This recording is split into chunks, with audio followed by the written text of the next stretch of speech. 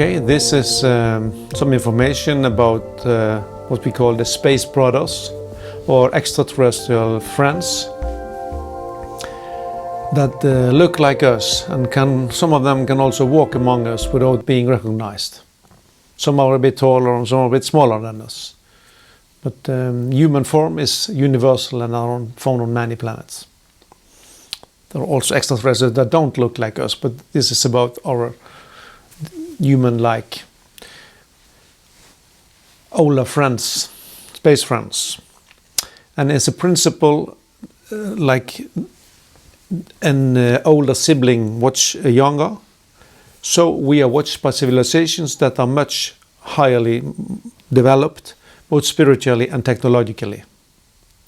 And this is a bit about who they are and what they contribute with and why they don't show themselves more to us. Okay, why are they here? This is interesting information given by Wendell Stevens about his conclusions that he came in 2006 once this interview was done. He died in 2010. And his understanding is, like it's written here, that when a planet reaches a certain stage in its evolutionary development, such when it's ready for life, organic life, then it gives out a call that other civilizations in the universe catches, and they come and help to organize life, to seed life on a new planet. So it's not a random event, it's a planned event. And the next time the planet gives out the signal is when the different kingdoms are established. First the mineral kingdom, and then the plant kingdom, like the organic life, like I said. And then the next kingdom upon the plant kingdom is the animal kingdom. And then when the fourth kingdom is going to be established, then the planet gives out the call again, and humankind, the mankind, is seeded by other civilizations. And they create their own on a much higher, lower level that suits this planet's development. The next time, the third time the planet gives out the call is where we are at the moment. When a planet is in great distress and is in great need of assistance and help, like we are today. Especially since 1945, when we started using atomic weapons and blowing atomic bombs. And mankind, the various race types, is from, according to a Venusian called Onek, and the yellow race come from Mars, the red from Saturn, the white European from Venus, and the black from Jupiter. Other extraterrestrials claim the same, that we are seeded from outside, from older civilizations, and they vary a bit about who are the creators of mankind. Some slight variations of the explanations that they give them. But the idea is that there is no missing link because we don't come from the apes. The first nuclear test in 1946, when the US started to test atomic bombs in the Pacific, in the Bikini Island, they had the tests in July 1946. A week after the first test, hundreds of what's called ghost rockets, strange meteor-like objects, came over Sweden, Scandinavia, especially Sweden. Hundreds of them were reported in 1 day, 2 days, a week after the first test nuclear bomb was. And later in July 1946, there was another test in the Pacific, and the same thing happened. About a week after, another bunch of ghost rockets, hundreds of them, came over Sweden. And this is a phenomenon created by an extraterrestrial craft, which is meteor-like, but much slower than the meteor. going to tell a little bit more about that. Another thing that our extraterrestrial friends does to warn us is that they place their craft, their spaceships, over nuclear weapon sites and make the rockets non-functional. They cannot use them. They cannot be. So the mechanism is temporarily set, destroyed, or does not function, and that can be corrected, of course. They don't temporarily. This also temporary thing is not permanent. But in this way, they say you are playing with fire. And there's been news releases that also mainstream media has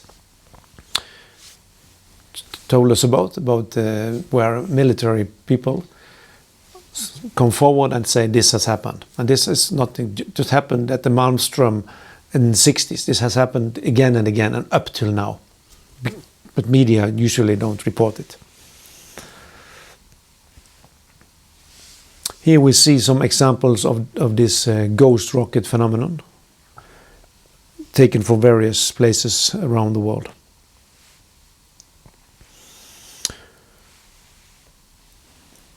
And what the US has been planning is to use $8 trillion from this year until 2013 and about the 10 year for modernizing their nuclear weapons.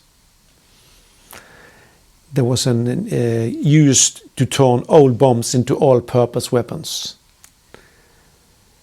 And there is also a very dangerous cleanup operation going on at the Fukushima nuclear plant that was destroyed by the tsunami, and which is very hazardous. So recently, in last year or so, there has been many ghost rockets over Norway, and they say it's seldom fireball, and it's very unusual phenomenon that have this meteors, like they come once or twice a year, and then they come once a day, the next day another, the next week another, and the media sometimes report them also. So we see that's a warning sign to us. Because when where the nuclear weapons were developed after the World War, the Second World War in 1947, in New Mexico there were lots of these green fireballs, and we also saw, as I said, after they made these nuclear tests, these ghost rockets came, because they do this to warn us, and we need repeated warnings, and we don't heed them. We're on a very destructive course. Here we see one of the most famous events in the UFO history, history of the extraterrestrials. There was the famous flyover in Washington, D.C.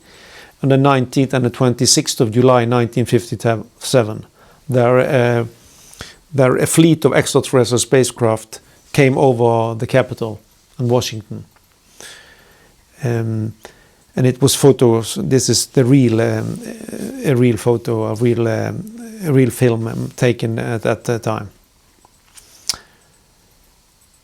What our friends did, they warned us, because a week or so before the first flyover,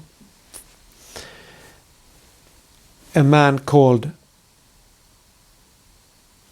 George Van Tassel, he was a contact person, a contactee for the extraterrestrials, and he had this Giant Rock UFO convention every year in Landers in California.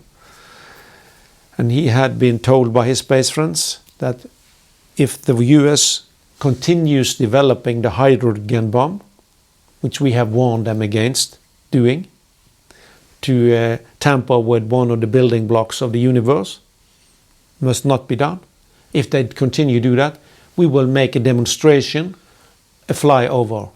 So that's the reason why this massive flyover in Washington was done. It was a warning to us. But unfortunately, we didn't hear the warning, and in the 31st of October 1952, the first hydrogen bomb was detonated. Another new approach came in 1957 when Bailey and Torr, a Venusian, stayed in the Pentagon and tried to tell Eisenhower to stop, and the U.S. administration to stop the development of the use of the development of atomic weapons. To stop all use of atomic weapons and to get rid of all of them, and say there was a prerequisite for getting help from them. They could help us solve all problems here, like poverty, make a better civilization for everybody, but they said, you must not use atomic, stop using atomic nuclear weapons, and also nuclear power stations has to, because it's a dangerous form of energy which is very, very toxic and make pollution that we cannot measure. This other photo here is from Orton, a Venusian that came out of his spaceship and greeted a contact person called George Adamski in 1952. He came out of his spaceship that landed in the California desert, and he was there was several people there who wrote written affidavits that this was a real happening. They swore that this was correct. Space Brothers all help to mankind, to this planet, is a cooperative effort from several extraterrestrial races. About 7 or 8 of them cooperate. This is information from a Swedish man called Sten Lindgren, which is a very has many years had contact with the Nordics, a contactee. And these individuals, they come both from planets in our solar system, like Mars, Saturn, and Ganymede. It's one of Jupiter's moons that has been colonized from a civilization that originally came from the star system Orion. And they also come from other solar system and galaxies. And some of them are higher on blonde and higher than us, up to 4 meters tall. And others are only 40, 50, 60 meters tall. And some of them are the same height as us and can go among us. And some come from our dimension, and some are interdimensional. They come from other dimensions and go in, step down the vibration and come into our world. Usually not themselves. They use the unmanned craft because it's a strain on the person's body, organism, to step down the energy and to be among us. If you are interdimensional, if you belong to interdimensional civilization. The most widespread and biggest help and aid program from extraterrestrials is the Mission Rama, it's called. It has been going on for many years, and mostly in Spanish countries, up to 20 countries. And 49 extraterrestrial guides, which are called, they come from Venus, Ganymede, Serpian 2 in the constellation Canis Majoris, and Apu in Alpha Centauri. And it all started with the Sixto Paz brothers, Sixto Paz Wells and his brother Carlos in Peru, in Lima, outside Lima, in Chilca. It's a desert area there, in 1974. And Rama is Ra is the sun, and Ma is the earth, and the H is humanity. It's sun, enlightenment, and aid, help for us. And here we see this 3 of these guides in Mission Rama guides. And the next clip we are going to see here is a short video clip where Sixto Paz Wells guides a group of media people, take them on a bus trip to what is called a guided, program sighting, where he has already had made contact and had an agreement with his extraterrestrial friends that they should show up at that time and at that place. And then the media people go to that place where the sighting is going to take place, and they discuss among them each other, and they wait till the darkness comes, and then the spaceships appear. And here we see also a ceremony they do a kind of invocation to make the overspent friends aware of their being there. This happens in the 1980s, in the end of 1980s. So we see that in South America and other parts of parts of the world, this extraterrestrial contacts is much more widespread than in Europe and the US. And here they explain what they have seen and how it all looked to them when the spaceships came in the evening. And here we see also they are there coming and placing their spacecraft over the area there. And here is Sixto Pascuals being interviewed.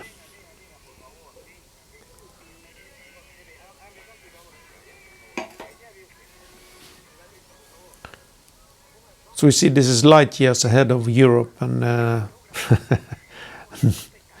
and US, the US, where this is absolutely banned information, which is not given in any media. No people in Europe have heard about these events that are taking place, the program sightings where the media gets a demonstration and proof of extraterrestrial activity.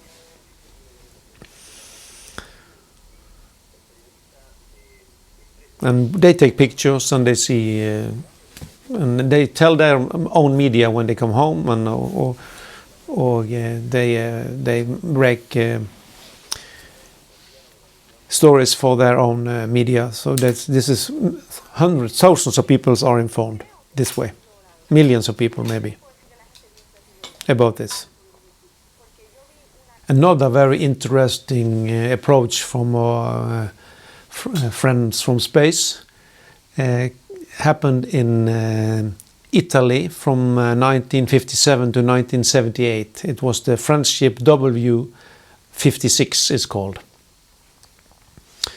And the extraterrestrials there, they had huge bases under the Adriatic Ocean, sea, where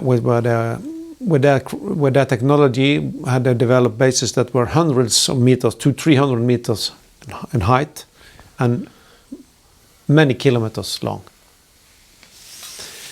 And this photo is taken from an extraterrestrial that stood outside the entrance from one of these underground bases, and they called him Kenio, and he is about 3 meters tall. You can see, compare by the growth of the bush at the right side. They have tried to estimate his height, and they say it's at least 3 meters tall. And this is from the photo at the right is another extraterrestrial from the French ship W56. And what they said, the extraterrestrials there, they said that you have to uphold the energy what we call ureda. It's the energy of love and friendship and togetherness and unity. And if you uphold that among you, as our friends, 300 ordinary Italians from generals to priests to ordinary laborers, they had contact with these extraterrestrials. And they said for this to work, you have to uphold this energy between you. And what happened in this when this project finished was that there was a great crashes, and there were discords and fights among the Earth people that were contacted. And this energy that they said had to be there was lessened. It was strife and discords. And what's happened then was that then very negative extraterrestrial race called CTR, they saw the possibility to infiltrate and to destroy this project. And there was a kind of war between this E-56 extraterrestrials and the CTR, and then they had to leave their bases, and the project was terminated. But it also has been in other countries, like in Chile, in an island called Patagonia. One of the contact people who were contacted there was a man called Ernesto Fuentes. He had lung cancer, which was incurable. He had a short time to live. And he was brought to the base on Patagonia and stayed there for 4 days and was completely cured of his lung cancer. And he still lives today. This was several years ago. So they can help us in various ways. They are much more advanced than us. Some of them are also among us. There is a Venusian here called Omnek Onek, and there is a man from Tau Ceti called Jerry Wills. Two extraterrestrials that have come proved by in their various ways that they are real, that not nothing that make up. Jerry Wills, one of the things with him was that his parents could not have children. It was impossible for them, it turned out. And he was told also by the people from Tau Ceti that came and visited him that you are come from us. You are placed here as one of the ways we want to help this world is we place persons from other civilizations here that are here to help us and guide us. And Jerry Wilson says that this planet will undergo a great change in the near future, which will have its price, but it will make possible for mankind to survive, and the world will turn out to be a better world for everybody when this change has taken place. And he is here as a helper in this process that's that's before us. The characteristics of this our space front is that they do surveillance. They try to help and aid civilizations that are on a lower level of development, and especially civilizations where we have a much too large gap between the technological development, we have much too dangerous weapons, and the spiritual developments where we are quite primitive and we very often use weapons and war to solve problems instead of dialogue and negotiations. So they neutralizes some of the radioactive waste, also some of the chemtrails which we make to influence the geoengineering which is going on, which is very dangerous things to do and which make the havoc in the climate. They also neutralizes some of the toxins that we intentionally spray, like barium, aluminium particles to reflect the sunlight, to try to minimize the global warming. It's a very bad thing to do, which is nobody knows what consequences it will have. They also patrol the whole solar system, and they can also destroy with their ray comets and disintegrate comets that could hit our planet and be dangerous for us. They also inspect the fault lines where the tectonic plates are moving and then where there can be earthquakes. And they're also able with that technology to lessen the impact of earthquakes and also limit the activity of volcanoes, like we see here in this short clip from Mexico. Here we see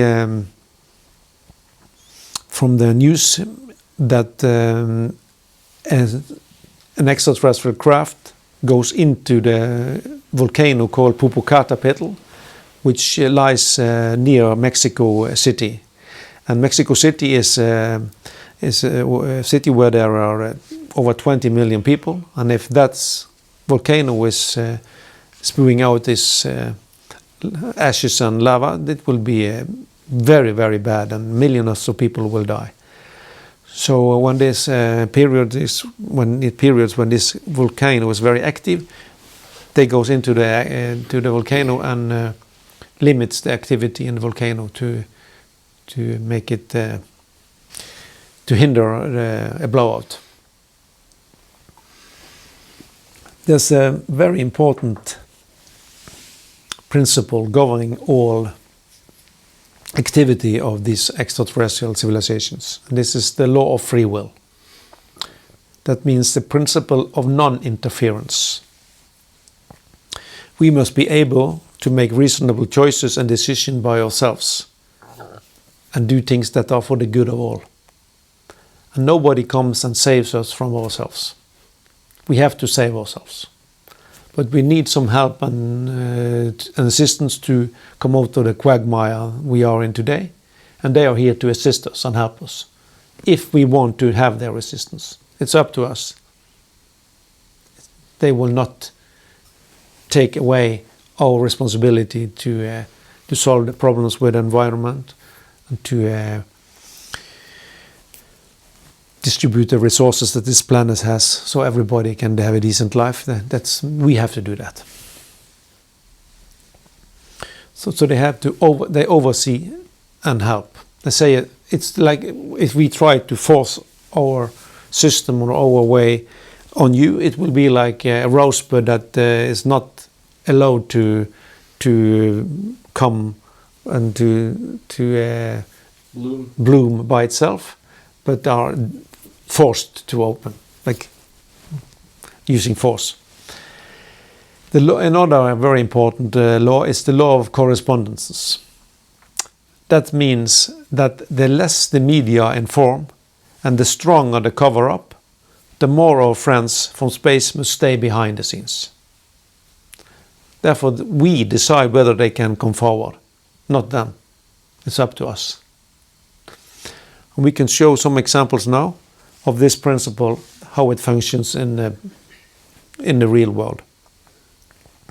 In Mexico in March 2004, these pilots witnessed, on radar also it was registered, that 7 objects placed themselves around the plane as they were flying and followed the airplane. Flew together with the airplane. And if this had happened in Europe, it would be a classified thing that they were debriefed and not spoken, and very strictly told not to talk about to anybody. And this would be a secret thing that nobody was able to hear about. But what happens in Mexico was that defense minister, which is called Clemente Vega, he held a news conference in May 2004 together with a ufologist called Jimmy Maussan, who was one of the world's most famous ufologists. So they went to the media and everybody in Mexico was informed that this had taken place. This was told to the public. What happened then was that on Guadalajara, in a city in Mexico, there was a flyover with hundreds of spaceships on the 10th of June. And since then, this change happened in March. After this thing happened in March, they went public with this, there was very common, very frequent flyovers, and as they see fleets of spaceships over Mexican cities. Happened again and again, and they have then they have a special TV program once in a week, every Sunday, where they have the newest sightings reported, and people, they call us vigilantes. People are on high alert and report everything that happens, and media tells people about it. It's not a secret thing. Therefore, our space friends can show themselves, because they have not. We don't place a lid on it like US have done, and all NATO countries in Europe. Another example was that on the 24th of March 2011, the Norwegian main airport called Gardermoen was closed for 1 hour. And all news media in Norway had different explanations. They called a hang glider-like object, unknown hang glider. It was an unknown vehicle. It was a faulty plane. They had all kinds of explanations. All media had different explanations. And what this object was that made every plane stay on the ground for 1 hour. And when the same thing happened the year before over the Hangzhou airport in China, we had photos of the spacecraft there. You can see it here, hanging over there. Because in China there's much more openness about extraterrestrial visitations than we are in our part of the world, in Europe and US. There are scientists in China have formed groups and where they discuss this, and it's also much more openness about it than here. So therefore, photo comes. No, in Norway, just bullshit explanations from various media. Another part of the helping projects for such very important part of the aid and help our friends gives us is the crop formations. Because all crop formations, the genuine ones, are placed on what we call the ley line network. And in the person, you have the meridians, like the energy circulates in our bodies. And we have the acupuncture point along the meridians, the acupuncture system. And the good acupuncturists can, by placing a needle in the correct point, create or instigate beneficial changes that the person feels on all levels, mentally, emotionally, and physically. And by placing the crop formation on the node point where these ley lines cross each other, the energy goes into the ley line system by a counterclockwise lay of the crops. This is energy going inwards, and the clockwise lay, this way, is energy going outwards. But very often it's counterclockwise lay in the crop formation, because the energy goes into the ley line system, and that has a beneficial effect on all consciousness and all life on all places around the planet, because this is a worldwide energy circulation system, like the energy circulates in our body, circulates in Mother Earth. So this is an important thing for help for us. Since 2009, there are our ET friends, extraterrestrial friends, has placed 4 star-like objects in our Earth's atmosphere. They look like stars, but they are much more brighter, and they can show them. You can see them through the sky when there's overcast, through the clouds. I mean, and we can also see them when it's almost broad daylight. And they move also more rapid than ordinary stars. And one of them often can be seen around the moon, especially at the full moon, like a bright ball of light near the moon. One day it can be on one side of the moon, and the other day on the one side, and the other side next day. So this is a sign. This is like the Bethlehem star came 2,000 years ago. It was a spacecraft that placed itself over where Jesus was born. Now these spacecrafts are here as star-like spacecrafts and herald the emergence of a new spiritual teacher called Maitreya, the world teacher. And they will be here and be seen until the day of declaration, when he comes forward and tell the world who he is. So many people have noticed them and wondered what these objects are, because they have never been there before. They started coming in 2009. But who is behind the cover-up? Why is no media telling us about these things?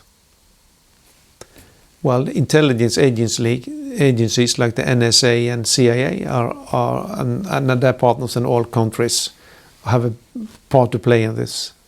And the financial, the big pharma, big oil, the energy industry as a whole, the producers of arms, they are not interested in having the status quo disturbed and their position weakened. Because extraterrestrial spacecraft don't use oil and don't use fossil fuels.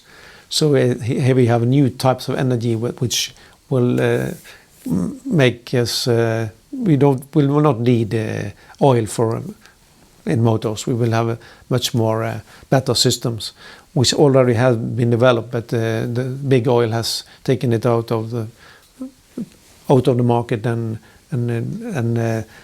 destroyed the possibilities for competitors. And mainstream media have been infiltrated and controlled both by these big financial, these strong groups like oil industry, for example. And also there's another factor is that politicians want to be the ones that government wants to be the ones that knows and that people that governs the country and that people listen to, and they don't know who's coming and why they're coming. They cannot tell anything to their public about it, so they don't want anybody to know. They want to stay in authority. And like the